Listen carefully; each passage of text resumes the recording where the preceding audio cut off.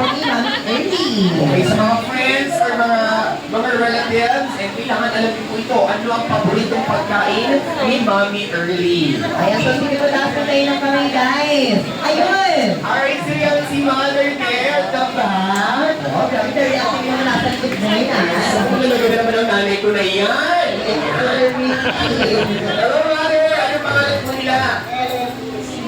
Ellen. Si Ma'am Ellen. Okay, then kaananin po si Mommy Early. Baka minsan di ba may potluck sila na itala na ni Ma'am Early ito. Ay, syempre, madaming favorite tayo. Gusto natin i-share sa mga kasama natin. Hindi na takamay na. Ginataang grab is wrong! Lapit na.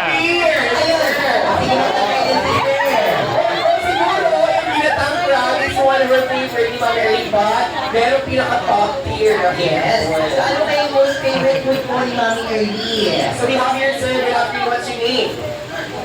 Sir Mark. Yan. Kaananin po si Ma'am Early. Auntie. Auntie. Ay, sa pamangkin. Ma'am Early, pamilya na po ito. Pamilya na. Pinakapahan ako dito.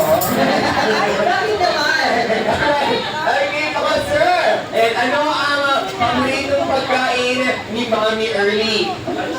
Pamilya is hindi po itunay na pamilya.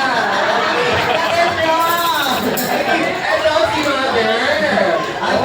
Yun ang Mommy Early, yung nalalaman ng mali. Iba yung pinapangiti yung pagkain.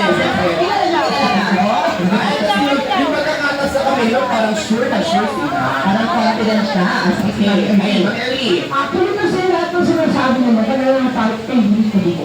Pero walang every time mo sa restaurant o ano, kahit saan